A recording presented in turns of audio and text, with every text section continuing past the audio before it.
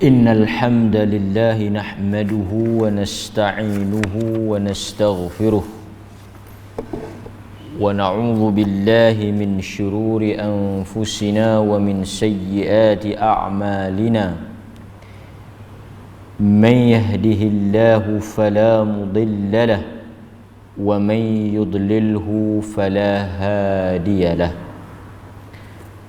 أشهد أن لا إله إلا الله وحده لا شريك له وأشهد أن محمدا عبده ورسوله أما بعد. Muslimin, muslimat, tuan-tuan, hadirin mukminin, kita bersyukur kepada Allah Azza wa Jal kerana malam ini kita diizinkan oleh Allah Subhanahu wa Ta'ala untuk menyambung semula pengajian kita berdasarkan kepada kitab Ad-Da' wa Dawa' karangan Al-Imam Ibnul Qayyim rahimahullahu ta'ala.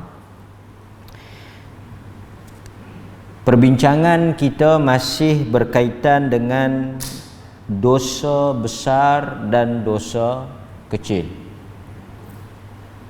Al-Imam Ibnul Qayyim membawakan pandangan di kalangan ulama ahli sunnah yang bersepakat menyatakan bahawa secara umumnya dosa boleh dibahagikan kepada dosa besar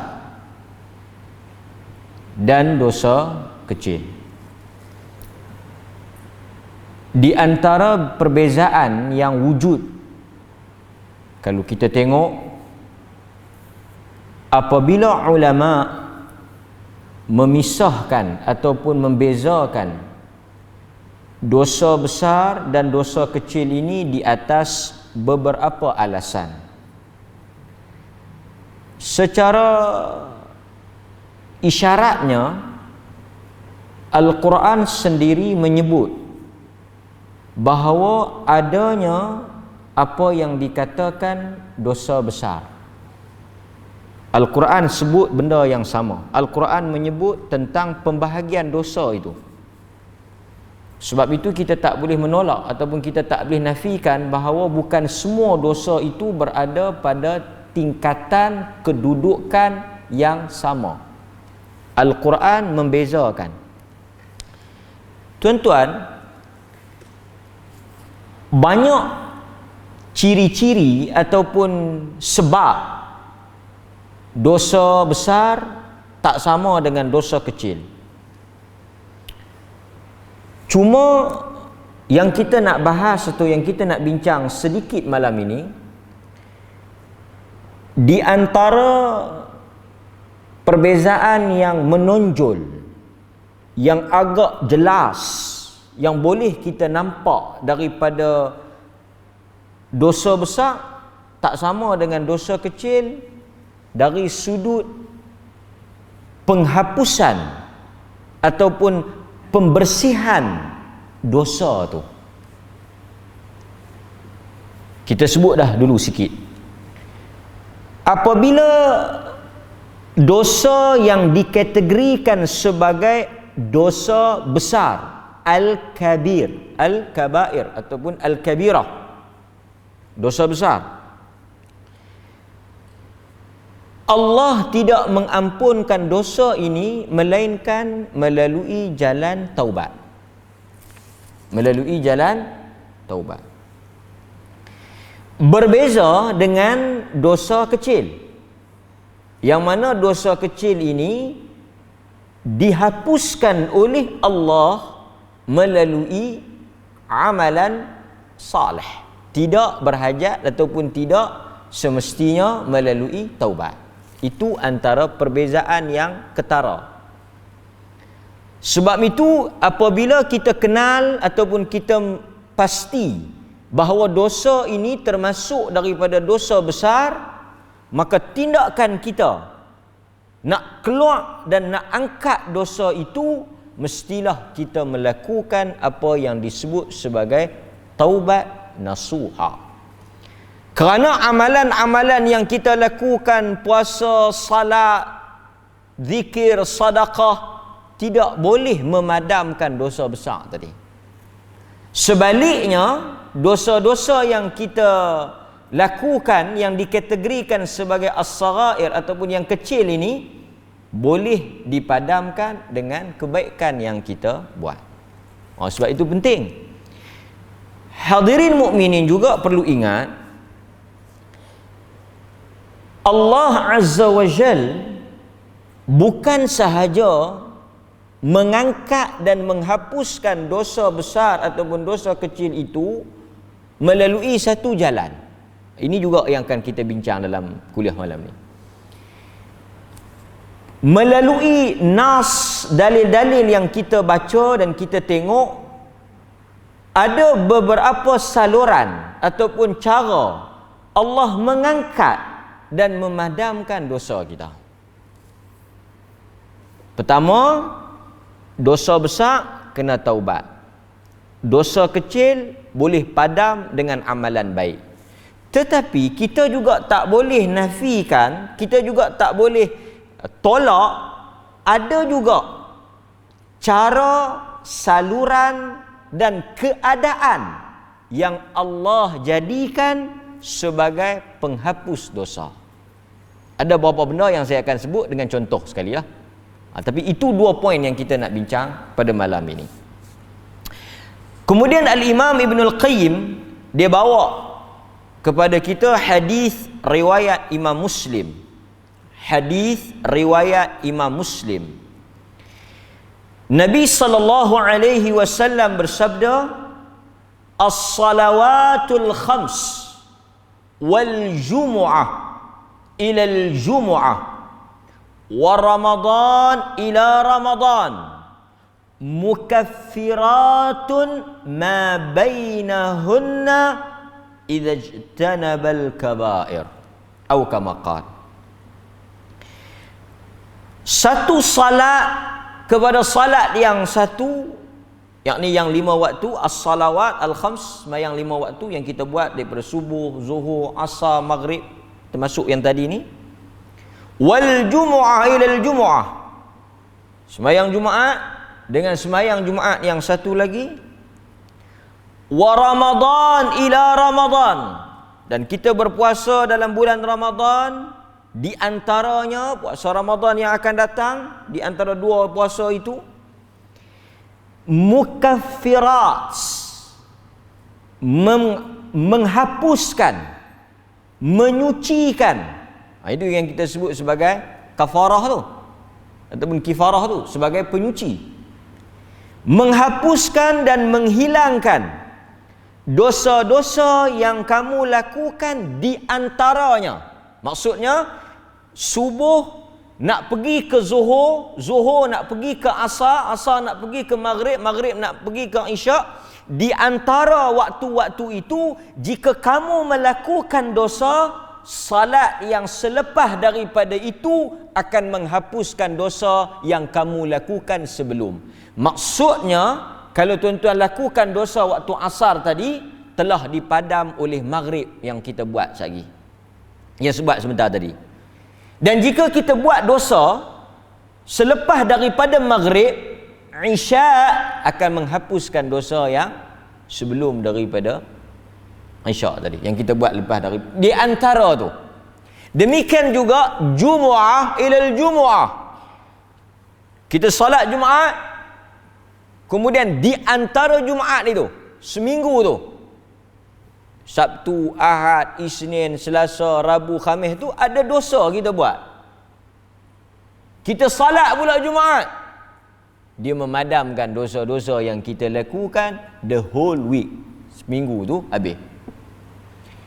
Lebih besar daripada itu, kita puasa Ramadan hari tu. Dalam tempoh PKP yang semua dalam tahanan di rumah tu, kita puasa. Kita tarawih di rumah kan, kita tak boleh mari masjid. Nak tunggu pula Ramadan yang akan datang. Jika diizinkan oleh Allah, kita jumpa Ramadan 1442-43. Yang next year punya, tahun ni lah. Yang tahun ni punya, yang kita sekarang Muharram ni.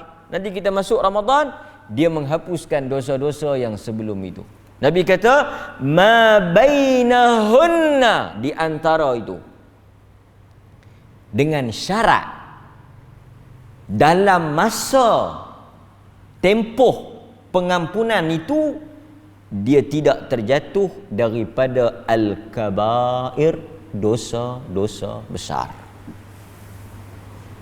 Maksudnya kalaulah yang kita lakukan itu dalam ruang lingkup kategorinya, kumpulannya dosa-dosa kecil, segala amal ibadah yang kita lakukan secara berkesinambungan ni, yang kita rasa, yang kita lakukan satu ke satu ini, boleh menghapuskannya tanpa taubat. Itu kita bagi orang beriman ni, jaga-jaga. Kita dosa kecil kita tak boleh elak lah. Dosa kecil ni memang sebagai manusia, anak Adam, kita akan tersilap, tersalah.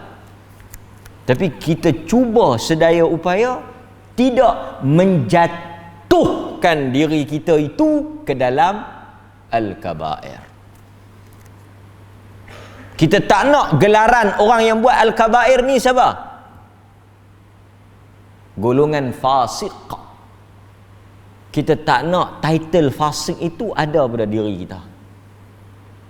Sebab bila ada title fasik tu, bila kita termasuk daripada orang yang buat dosa besar ni, kita kena angkat dosa besar tu, barulah kita dapat kelebihan yang disebutkan dalam hadis tadi. Itu satu lagi dalil. Kata al-Imam al-Hafidh Ibn Rajab al-Hanbali rahimahullahu ta'ala, kata beliau, sebahagian ulama menyebut bahawa salat bukan sahaja memadamkan dosa kecil, tetapi dosa besar, kata Ibn Rajab.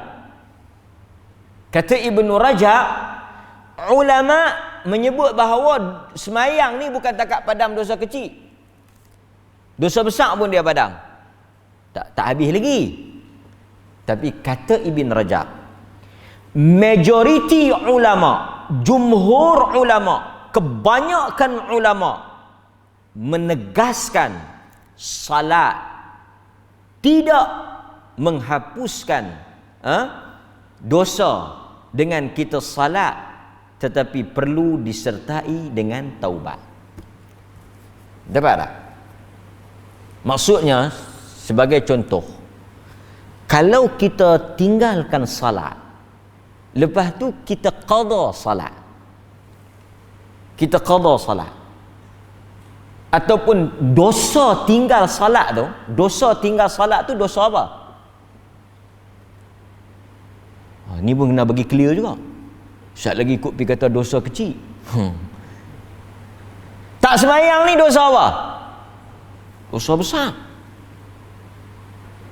Pasal orang yang tak sembahyang ni, pertama Nabi sebut boleh jatuh kafir.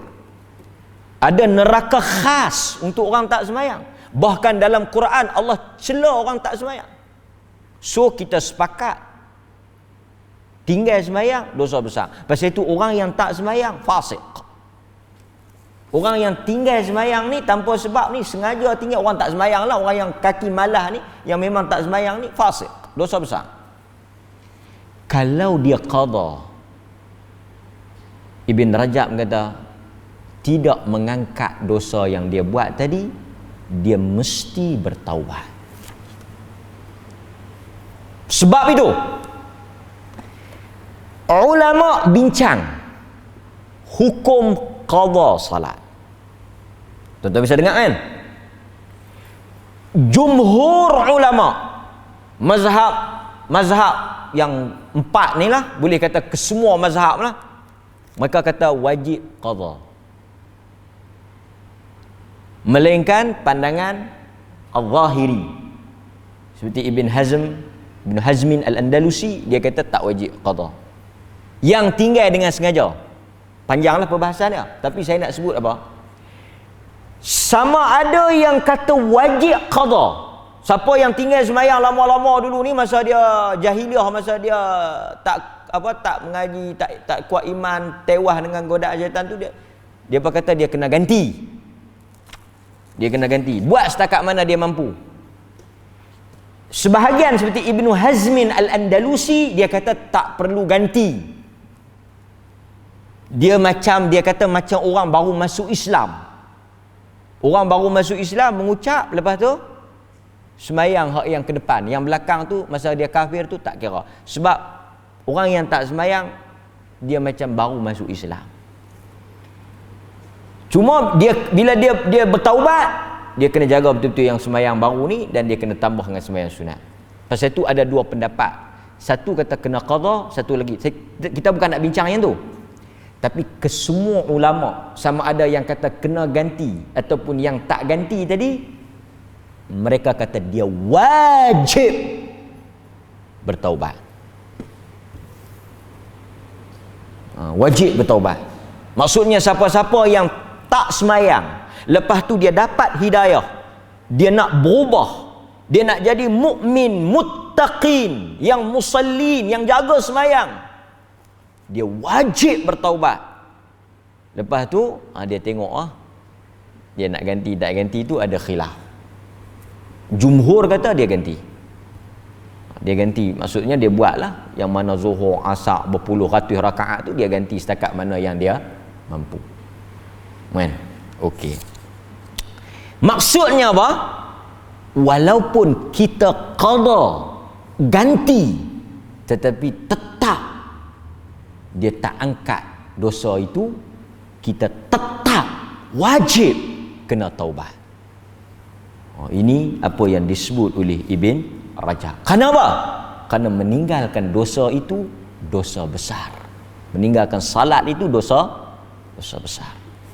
Okey. Ini dikuatkan lagi dengan firman Allah dalam surah An-Nisa ayat 31.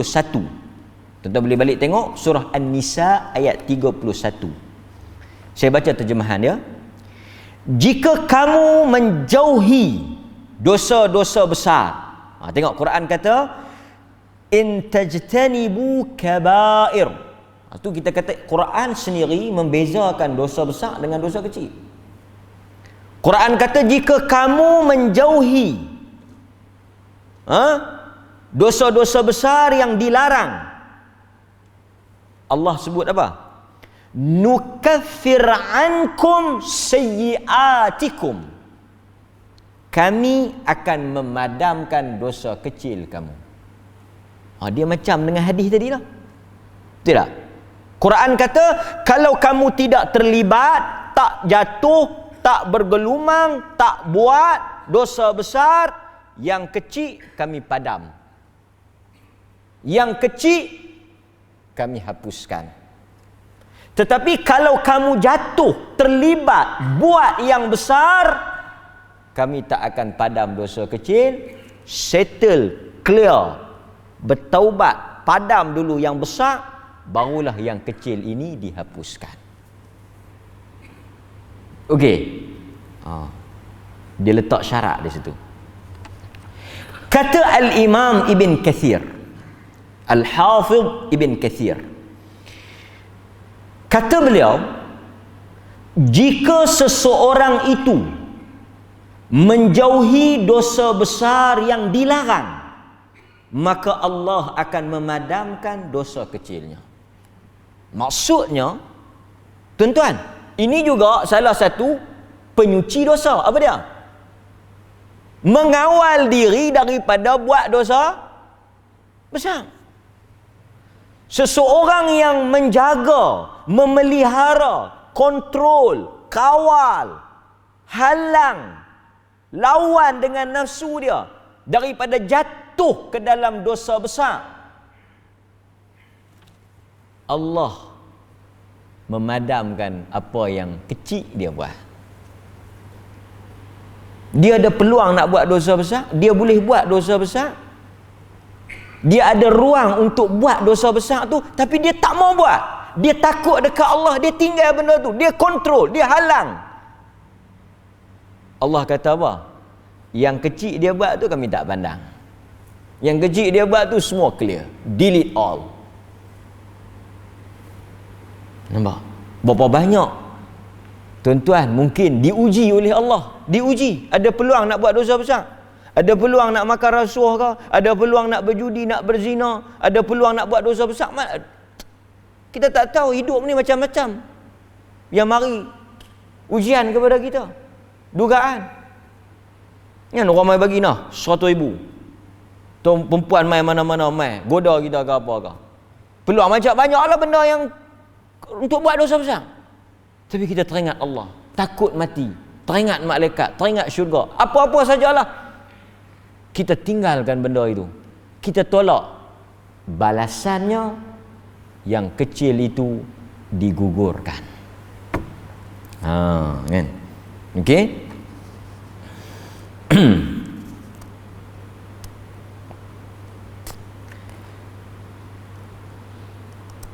Kata Al-Imam Ibn Taymiyah, para ulama menyatakan bahawa qada semata-mata tidaklah menggugurkan dosa, tetapi ia hanya mengurangkan dosa. Meninggalkan dosa memerlukan kepada taubat. Maksudnya, bila kita tinggal salat, kita qada, dia tak padam, tapi dia mengurangkan dosa. Taksir, dia mengurangkan besarnya dosa tu. Ibn Taymiyah kata, ulama tak kata kalau qada kira clear. Tak. Kurang saja. Nak betul-betul bersih, nak betul-betul clear, padam, taubat. Tapi tuan-tuan, sat lagi keliru pula. Bila saya sebut taubat, tuan-tuan dengar taubat, yang ni kena bagi clear betul-betul ni. Yang ni kena bagi dengar jelas-jelas betul ni. Jangan imagine, jangan duk bayang dalam kepala kita taubat ni satu benda yang sangat payah atau upacara yang pasal kita duk tengok cerita-cerita mengarut ni. Nak taubat, nak kena apa macam-macam lah, pukul badan lah, piduk dalam gua lah, korek lubang kubur lah, mandi minyak lah, mandi 7 telaga lah, nak cuci. Ini karut. Kita bukan Hindu. Saya tanya geng Tek Pusam, itu pun khilaf.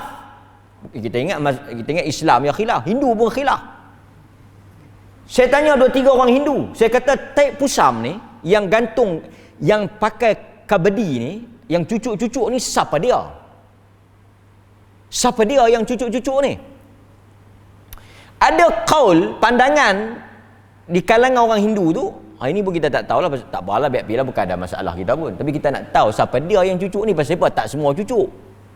Satu qaul pandangan kata, yang cucuk ni geng yang nak bertaubat. Tu yang cucuk tu. Yang cucuk lidah, cucuk badan, bawa tanggung tu kan, cucuk badan tu. Geng yang nak bertaubat. Geng yang nak bertaubat. Ish, tuan-tuan, demam kita. Kalau tuan-tuan nak bertaubat kan, satu habis, satu melayar tengok kita. Sakan tu imam, ingatkan bagus, jarum tak sangka. Lagi banyak cucuk, lagi banyak dosa. Yang kedua, dia kata yang cucuk ni orang yang nak bayar nazar. Cucuknya.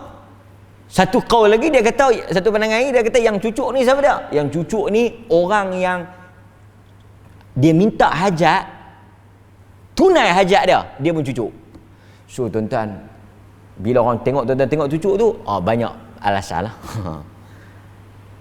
So kita orang Islam macam mana nak taubat?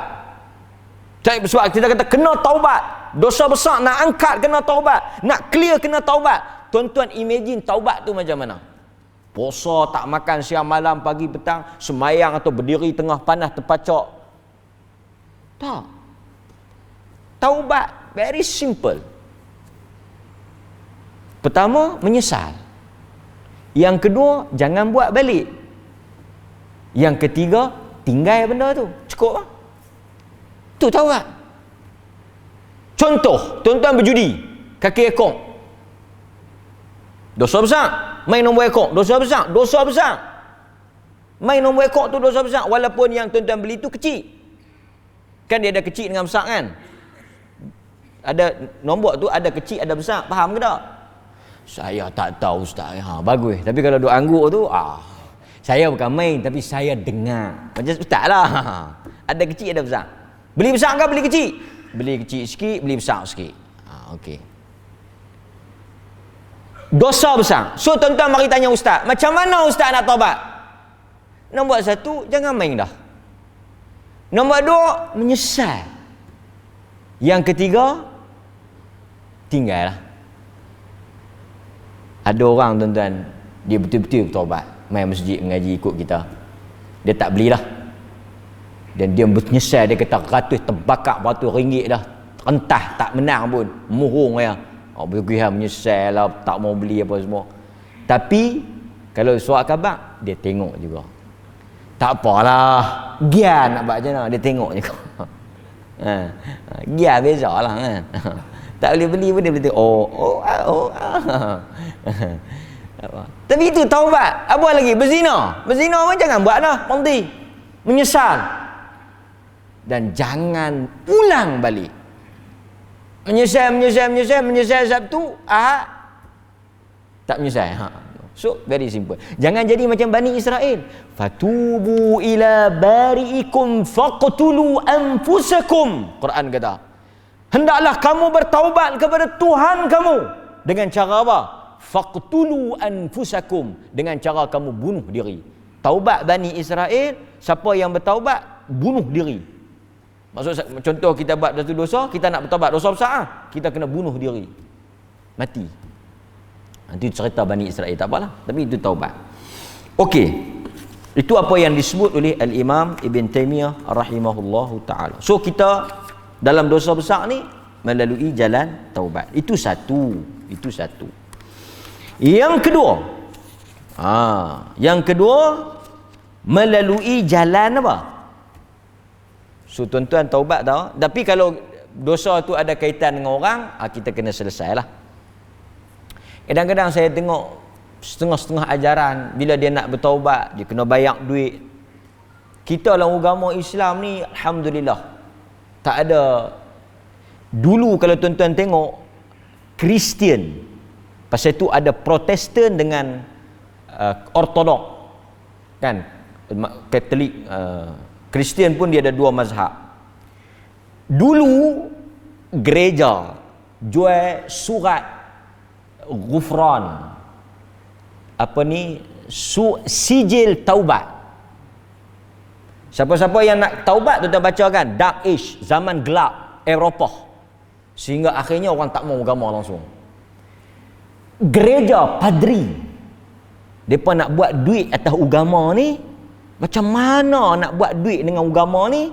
Mereka jual sijil keampunan, surat tu. Siapa yang nak bertaubat, beli surat tu, maka dosa-dosa dia semua diampunkan. So mereka lelong lah buat duit. Orang kaya semua beli, habis. Lepas tu kalau buat, beli lagi. Maka benda tu pun ada dalam agama ni, sijil-sijil yang lelong pahala ni. Sijil-sijil. Lepas tu nak taubat, bayar sekian kat ustaz, pergi doa ke, mandi ke, apa ke, hapus dosa. Maka pasal itu dalam Islam tak ada ni amalan-amalan pelik menghapus dosa ni, tak ada. Kita tengok dulu ada yang kena tibai 100 kali, 40 kali badan dia. Lepas tu bila siasat, dia kata ajaran tu syarat kan, nak bertaubat kena pukul badan. Oh, tak ada. Dalam Islam tak ada. Okey. Jalan yang kedua melalui hudud. Ini juga menghapuskan dosa. Siapa-siapa yang kena hukuman di dunia, dia tak akan kena lagi hukuman di akhirat. Tadi tuan-tuan melalui taubat. Yang kedua melalui hudud, hukuman hudud. Sebab itu di zaman Rasulullah kita tengok orang yang dilaksanakan iqamah, yang ditegakkan hudud ke atasnya, clear. Maksudnya kalau tuan-tuan tanya, adakah orang yang dah kena hudud ni, orang yang berzina, kita kejam dia atau kita sebat dia, adakah dia akan kena lagi di akhirat? Jawapannya tak. Ini salah satu rahmat hudud. Salah satu daripada rahmat hukuman Allah, dia menyucikan dosa-dosa yang kita lakukan. Antaranya kita tengok dalam hadis Ubadah bin Samit radhiyallahu an qala bay'atu Rasulullah sallallahu alaihi wasallam fi rahtin faqala ubay'ukum ala alla tusyriku billahi syai'a ولا تسرقوا ولا تزنوا ولا تقتلوا أولادكم ولا تأتوا ببهتان تفترونه بين أيديكم وأرجلكم ولا تعصوني في معروف فمن وفى منكم فأجره على الله ومن أصاب من ذلك شيئا فأخذ به في الدنيا فهو كفارة له وطهور ومن ستره الله في ذلك إلى الله in sya'adzabahu wa in sya'ghafaralah. Hadis yang diriwayatkan oleh Al-Imamul Bukhari. Apa maksud dia? Daripada Ubadah bin Samit radhiyallahu an, dia berkata, aku pernah berbai'ah, berjanji setia dengan Rasulullah. Di antara isi kandungan sumpah taat setia bai'ah itu antaranya Rasulullah menyatakan, janganlah kamu mensyirikkan Allah dengan sesuatu.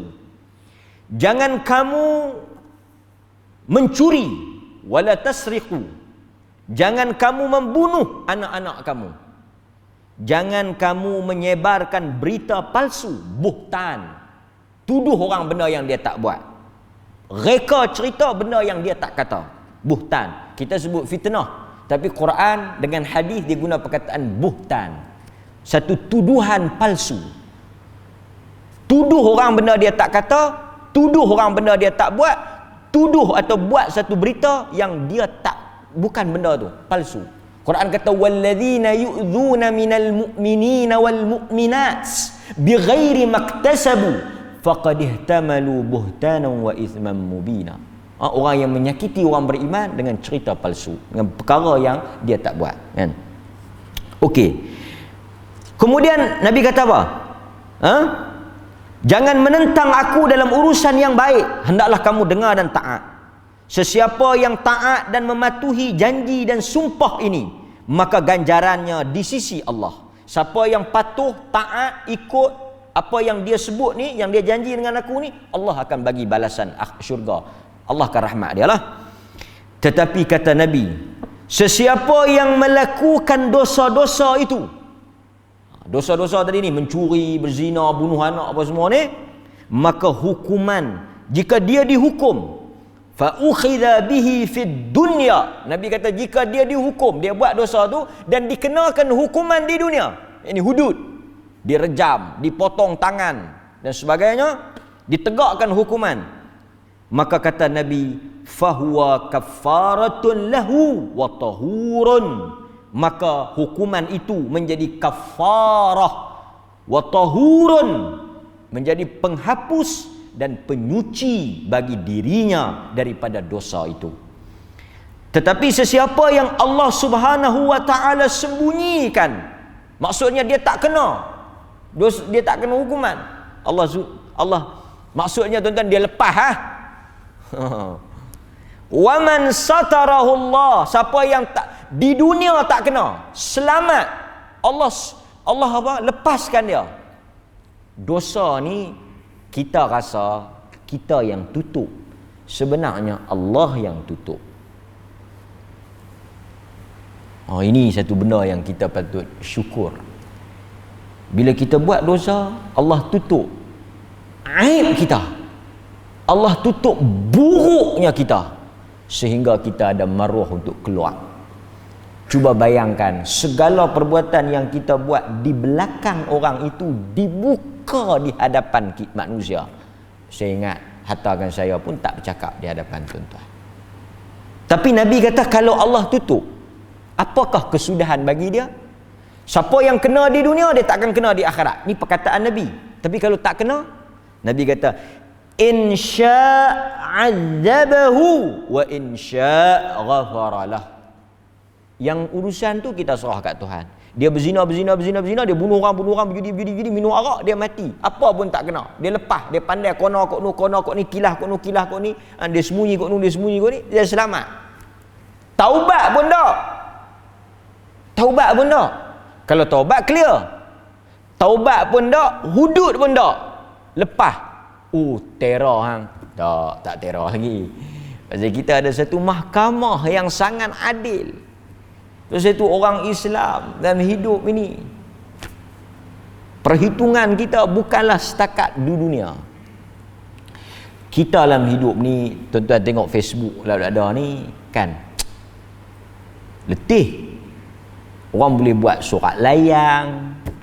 Dulu surat layang lah, tulis jenis hak yang penakut, pengecut ni, yang tak ada teluk ni kan, dia tulis, dia sebang. Dia tak berani nak berdepan. Dulu lah Facebook buat apa? Fake account. Buh muka buruk ke, lepas tu dia pun tulis kan, buruk bin monyet.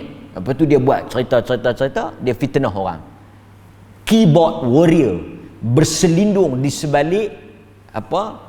Facebook, komputer apa semua ni. Kita nak jawab satu-satu, nak piduk cerita apa, nak defend. Mungkin kita tak mampu. Tuduhan, fitnah, kataan, orang buat cerita, manusia. Tapi perhitungan orang beriman ni, dia senantiasa yakin bahawa keadilan itu bukan pada mahkamah dunia. Hatta kan Nabi sebut, diangkat kepada aku satu kes. Ini bukan hakim biasa. Ini bukan hakim-hakim manusia biasa ni. Hakimnya Nabi. Tapi Nabi kata diangkat kepada aku suatu perkara, urusan, yang mana salah seorang daripada yang mengangkat urusan itu pandai bercakap, petah berkata-kata, hebat dalam berhujah, sehingga aku menghukum dengan terpengaruh kepada hujah yang dia cakap. Ni Nabi sebut. Sebab Nabi tak tahu benda ghaib. Nabi tengok kawan ni pandai berhujah, pandai cakap, petah berkata-kata, sehingga dia buat benda yang tak betul itu nampak betul. Maka Nabi pun masuk belah dia, jatuhkan hukuman menyebelahi pihak dia, sehingga yang betul itu tak boleh dapat hak kerana tak erti bercakap dan tak pandai nak olah. Maka Nabi kata, ketahuilah, aku telah memberikan satu potongan api neraka kepada dia. Sebab apa? Kerana hukuman yang aku bagi itu tak betul, kerana dengan pandainya dia bercakap. Ini Nabi. Pasal itu orang beriman dalam banyak urusan dia rasa dia zalimi, hak dia tak dibagi. Mungkin dengan kawan tu pandai bodek ke, pandai pusing ke, pandai rapat ke, ada orang tengah ke apa ke. Tapi kita senantiasa mengingatkan diri kita, bangkit tengah malam ke, lepas sembahyang ke, duduk sorang-sorang ke, kita fikir apa? Perhitungannya tidak berakhir di dunia, tapi kita akan bawa di hadapan Allah Jalla wa'ala. Maka orang beriman dadanya besar, jiwanya lapang, fikirannya tenang. Kerana setiap daripada hak yang dirampas, ataupun yang orang ambil, ataupun yang orang tuduh, sehingga dia jatuh malu dan maruah dia tercemar, kesemuanya akan diadili di hadapan Allah. Maka tak adalah kita nak bersedih. Sedih tu sedih, tapi taklah kita nak bawa hati, makan hati, nak bunuh diri ke apa ke. Pasal kita tahu Tuhan akan bela kita. Kalau kita betul lah. Tapi janganlah kita duk kata tak betul, duk kata betul pula. Okey. Kemudian tuan-tuan hadirin mukminin, Allah juga menyebut hal yang sama dalam surah Al-Furqan ayat 68 hingga 70. Tuan-tuan boleh balik buka surah Al-Furqan ayat 68 dan 70. Dan juga mereka yang tidak menyembah sesuatu bersama-sama dengan Allah, maksud tak mensyirikkan Allah. Mereka tidak membunuh nyawa, jiwa yang diharamkan oleh Allah untuk membunuhnya, kecuali sesiapa yang dibenarkan oleh syarak. Maksud tak bunuh orang, tak syirik, tak bunuh orang. Mereka tidak berzina. Allah kata apa? Sesiapa yang melakukan demikian akan mendapat balasan dosa dan digandakan azab pada hari kiamat. Allah kata, siapa yang syirik, siapa yang berzina, siapa yang bunuh orang, Allah akan azab dia. kecuali orang yang bertaubat, beriman, mengerjakan amal yang baik, Allah akan menggantikan kejahatan yang mereka buat dengan kebaikan. Maksudnya melalui jalan taubat, illal ladzina tabu wa aslahu, dengan dia bertaubat dan dia memperbetulkan kesilapan itu, Allah bukan takat ampun dia, bukan takat basuh dosa dia, cuci dosa maksiat dia tu, Allah buh pahala pula ke atas. Nampak suratul Furqan ayat 68 hingga 70. Okey. Kemudian kita tengok juga dalam surah Al-Maidah ayat 33 hingga 34. Surah Al-Maidah ayat 33 hingga 34. Sesungguhnya balasan terhadap orang yang memerangi Allah dan Rasulnya dan melakukan kerosakan di muka bumi, mereka itu dibunuh, disalib atau dipotong tangan dan kaki mereka dan dibuang negeri. Ini orang yang melakukan memerangi Allah dan Rasul dan melakukan kerosakan. Yang demikian itu, kata Allah, satu penghinaan untuk mereka di dunia dan di akhirat, kecuali orang yang bertaubat di antara mereka sebelum kamu dapat menangkap mereka. Ini ayat menunjukkan jika kawan tu bertaubat juga mengangkat dosa yang mereka buat. Kan? Okey? Dalam ayat ini Allah sebut tentang hirabah. Hirabah ni satu jenayah yang Allah hukum berat jugalah, iaitu disalib atau dipotong kaki dengan tangan secara bersilang. Besar punya dosa tu juga, kata para ulama. Sakan dosa hirabah ni, sakan dosa memerangi Allah dan Rasul, dosa melakukan rompakan ni dahsyat. Tapi kalau dia bertaubat, Allah ampun. Maksudnya kalau yang lain dengan jalan taubat pun clear.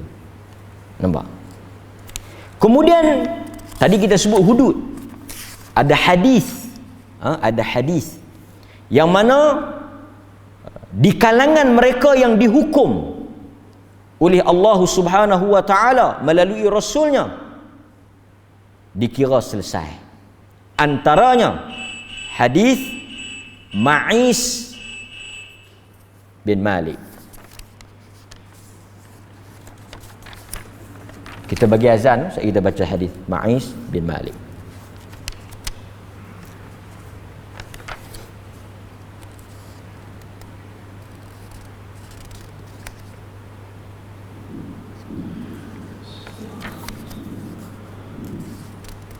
Allahu Akbar, Allahu Akbar, Allahu Akbar, Allahu Akbar.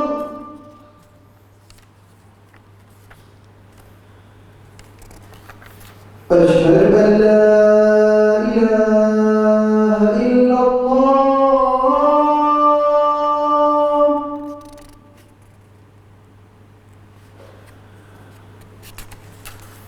أشهد أن لا إله إلا الله.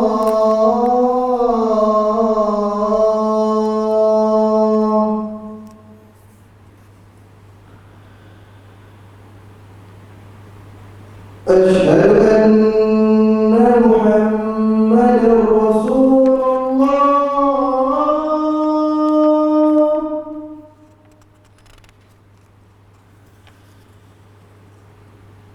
أشهد أن محمدا رسول الله.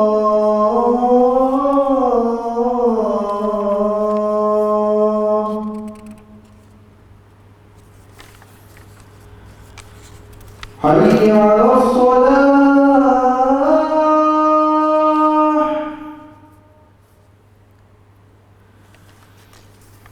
حي على الصلاة.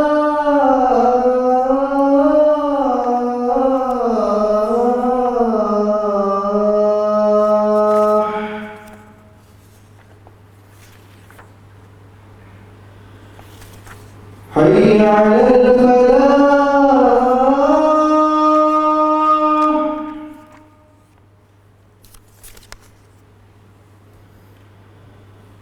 حي على الفلاح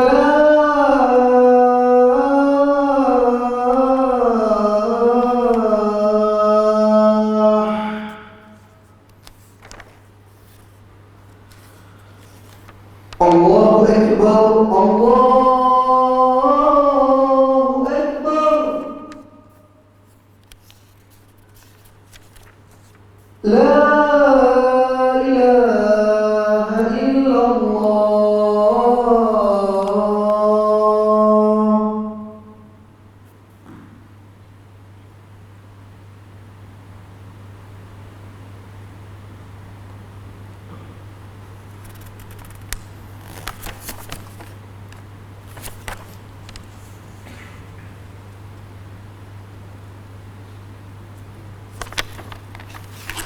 Okey, bismillah. Masih dalam perbincangan berkaitan hudud yang dikenakan kepada orang yang buat dosa, menggugurkan dosa dia. Tuan-tuan, Ma'iz bin Malik dia mari kepada Rasulullah sallallahu alaihi wasallam, dia mengaku dia berzina. Dia kata, ya Rasulullah, qad zanaitu, aku berzina, fatahhirni, bersihkan aku. Dia mari, pasal itu dia iqrar, dia mengaku kata dia berzina. Walaupun pada peringkat awal Rasulullah SAW macam tak mau nak ambil kes dia tu, kan? Tapi dia 2-3 kali Nabi kata, aqabbalta, boleh jadi hang cium. Dia kata tak. Aghamasta, boleh jadi hang pegang-pegang saja, sentuh-sentuh. Zina ni kita faham masuknya kemaluan lelaki ke dalam kemaluan wanita. Nabi kata, aqabbalta, aghamasta, cium ke, pegang-pegang ke, ataupun hang ni gila ke apa. Dia kata fatahir ni. Maksudnya dia bertaubat lah tu. Ma'iz kata para ulama, dia bertaubat lah. Pasal apa? Pasal dia menyesal dan dia minta Rasulullah untuk hukum dia di atas penyesalan tu. Itu taubat. Very simple. Bukan gaduh kadang-kadang kita duk fikir macam mana nak buat ni, kan? Nak kena mandi apa ke, nak kena cuci apa ke, nak kena basuh, nak kena bayar apa, dak. Kita buat satu dosa, kita rasa insaf, menyesal. Dan sembahyang 2 rakaat, istighfar, doa, menangis kepada Allah. Itu juga dianggap sebahagian, tak perlu nak war-warkan dan tak perlu nak declare. Ma'iz ni dia mai, bukan Nabi Bishari, kan? Itu satu. Kedua, hadis wanita Juhainah yang juga dibawa oleh wali dia, yang mana dia berzina dan ketika itu dia mengandung. Dia mengandung, kan? Tuan-tuan tahu kan? Lepas tu Nabi kata bawa balik sampai dia selesai mengandung, menyusu apa semua, bawa mari. Pasal tak boleh laksanakan hudud lah, tak boleh rejam dia pasal dia mengandung. Ini lepas dia beranak, dia menyusu apa semua, dia bawa mai kat dia. Dia bawa mai. Nabi tak bicara. Tuan-tuan, satu orang kalau dia zina, bukan kita kempen, tak. Besar zina ni haram. Bukan kata zina tu saja haram. Quran kata wala taqrabu, sesuatu yang membawa kepada zina, yang boleh jalan-jalan kepada zina, muqaddimah, kan? Berdua-duaan ke, berhubungan ke, SMS ke, WhatsApp ke, Facebook ke, apa ke, yang ada ruang untuk berlakunya zina, sadduz zari'ah, juga dihukum sebagai haram. Dia kata yang haram tu zina, kami bukan zina, kami duduk sembang-sembang berdua lah, naik motor berdua, naik kereta berdua, tak. Itu juga haram. Cuma dia tak kena rejam lah, okey, berat lah. Tapi tuan-tuan, satu orang mungkin ada 2 cara Allah nak uji atau Allah nak padam dosa dia. Satu orang mungkin dia berzina dan dilaksanakan hukuman ke atas dia, hudud umpamanya, disebat atau direjam. Bagi orang yang kahwin dan bagi orang yang tak kahwin ada peruntukan dia. In two way, dalam 2 jalan ni kedua-duanya clear. Satu orang berzina ditangkap, disabitkan melalui hudud, dilaksanakan hukuman, clear. Dosa dia bersih. Cuci. Di akhirat, adakah Allah akan azab dia? Tak. Kira taubat, kira clear, kira dapat padam. Tapi kalaulah tak ada hudud, atau dia tak pergi declare, atau dia tak pergi serah diri, macam mana dia nak clearkan dosa dia? Jangan duk pergi suruh orang kejam, tak tahu Allah pula. Kejam ni pemerintah kan? Sekejap lagi dia duk ada berzina kan? Dia duk dengar kuliah kita, dia pergi panggil 2-3 orang kawan dia, apa tolong tenggalung Ustaz, ni bunuh diri. So dia kata tak ada hudud, ataupun mungkin kalau ada hudud dia tak pergi. Macam mana satu orang? Dia boleh dipadamkan dengan jalan taubat. Rahmat Allah besar. Kita bukan nak galakkan atau nak bagi satu jalan keluar pada orang berzina, tak apa apa bertaubat, tak.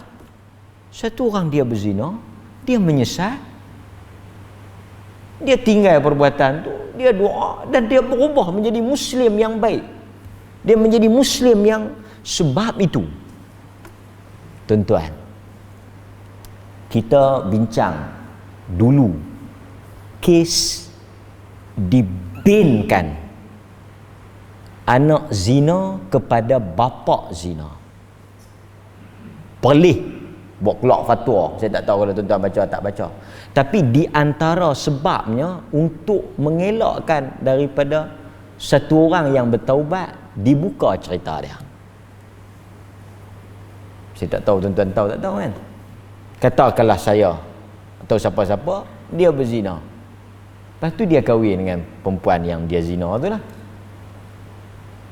Mereka mungkin tak cukup bajet ke, ataupun masa tu PKP ke apa kemudian mereka terlanjur. Banyak sebab. Lepas tu mereka kata, ish, macam mana ni? Tak apa, aku bertanggungjawab, aku ambil tanggungjawab, kita kahwin. Kita kata tak boleh bin. Lepas kita menikah, kita akan ada anak tak? Of course kita akan ada 3-4 orang lagi. Tak dan kahwin pun produktif tak tengok dah. Subuk elok punya tanah. Lepas kahwin dah sah, ada geran, lagilah subuk. Faham ke tak? Walaupun kita tutup muka, jangan slowkan akal. Kadang muka ditutup dengan akal-akal pun slow. Okay. Lepas tu yang pertama bin Abdullah, yang kedua bin kita lah, bin Mak Riza. Nombor 2 Mak Riza, 3 Mak Riza, 4 Mak Riza. Lepas tu nanti anak sulung akan tanya. Dia kata pasal apa adik-adik dia semua bin Mak Riza, tapi pasal apa dia bin Abdullah? Masa dia tu Mak Riza hero, tak jadi ustaz lagi. Mak dia akan cerita apa? Dia pergi tanya mak lah, dia tak akan tanya pak. Anak dia, dia kata awak Cik bin Abdullah, adik bin Muhammad Riza. Cikgu di sekolah pun tanya pasal apa? Dia kata hampa ni mak sama, pak sama. Tapi pasal apa yang hang bin Abdullah? Cikgu duk tanya. PIBG, mesyuarat PIBG pun naik cerita kak ni, pasal apa mak?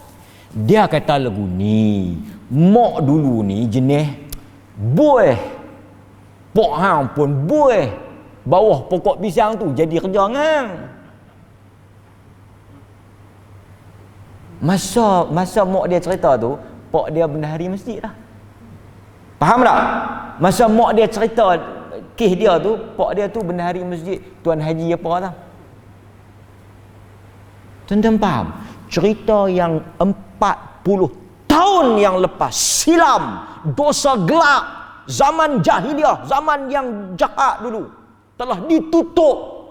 Tiba-tiba kita buka dan bongkar, sehingga aib itu Tuhan dan Rasulnya suruh tutup, kita buka.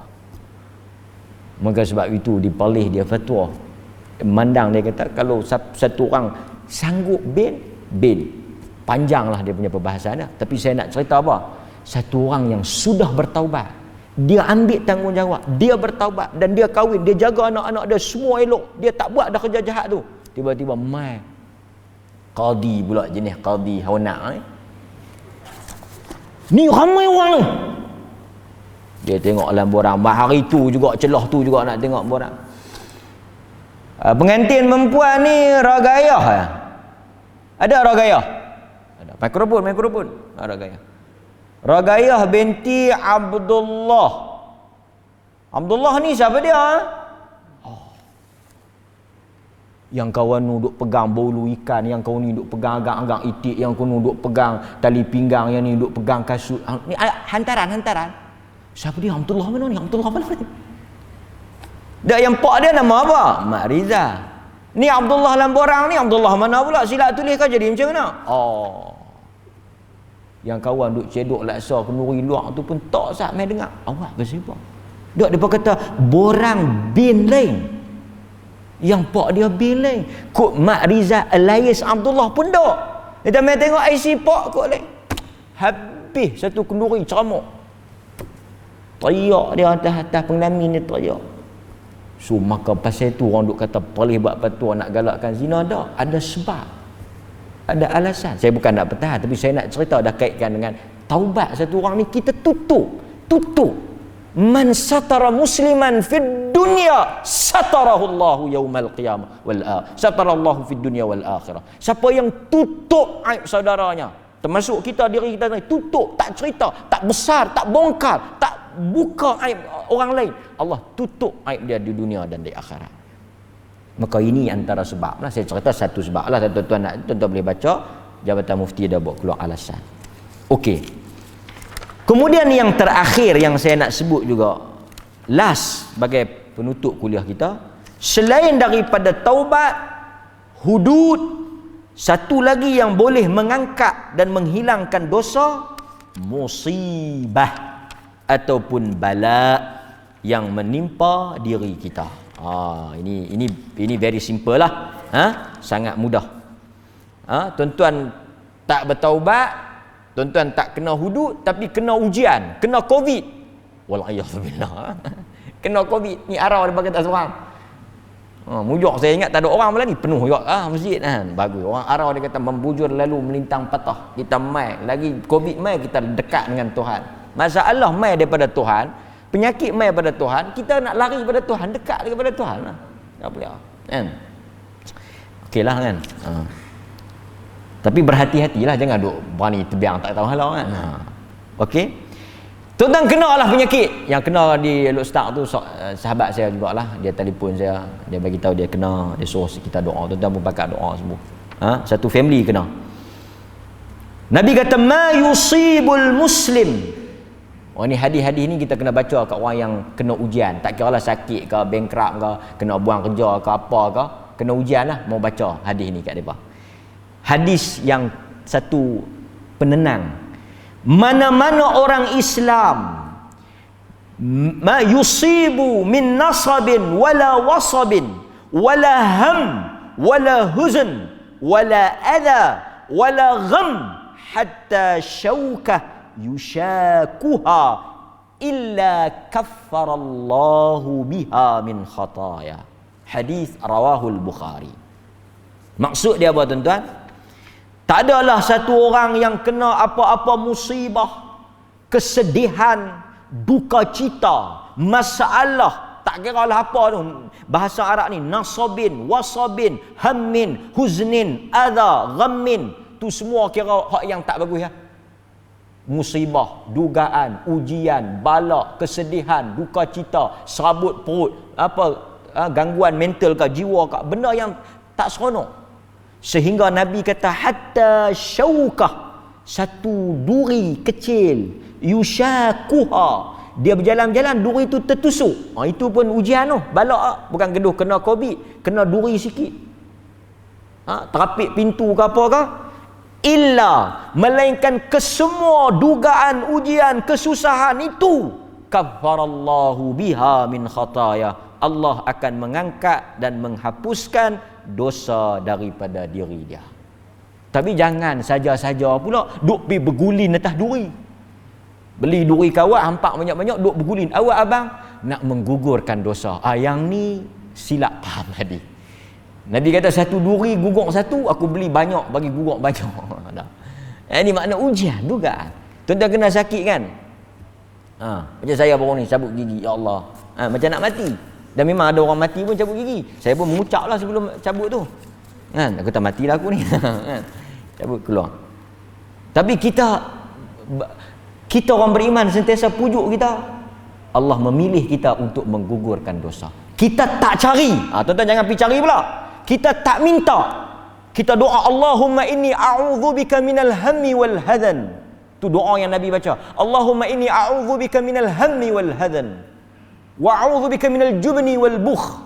Kita minta semua yang takut, yang sedih, yang duka cita, yang tak elok ni kita tak mau. Sehingga bila kita dengar orang kena, macam kita dengar kawan kita kena COVID ke, kena penyakit ke, kena masalah, dia kata aku kena buang kerja dah, aku meniaga bankrupt dah, ataupun ni aku kena penyakit ni, kita disunahkan baca alhamdulillahilladzi afani mimma btalaka Allahu bih wa faddalani ala kathirin mimman tafdila. Tapi jangan baca darah. Kalau baca darah pun tak apa, orang Melayu kan nak faham. Dia beritahu, Ustaz saya kena COVID, segala puji bagi Allah yang menyelamatkan aku daripada penyakit ini dan memuliakan aku daripada orang lain. Maksudnya lega aku tak kena hang kena. Tapi sunnah. Pasal Allah uji dia. Tapi di sebalik kesusahan yang dia tanggung, ujian yang kena, kita nampak kesianlah kat dia kena. Tapi Nabi kata apa? Itu menggugurkan dosa dia. Kita yang mungkin tak kena sihat, tak ada dosa yang gugur. Salaf, sahabat seminggu tak menangis. Allah tak sayang kat kita. Pasal apa? Dia tak cuci dosa kita. Tu sakan. Mudah-mudahan Allah rahmat kita. Mudah-mudahan Allah pelihara kita dan Allah uji sesuai dengan kadar iman kita. Sallallahu ala nabiyina Muhammad wa ala alihi wa sahbihi wasallam. Walhamdulillahirabbil alamin. Wassalamualaikum warahmatullahi wabarakatuh.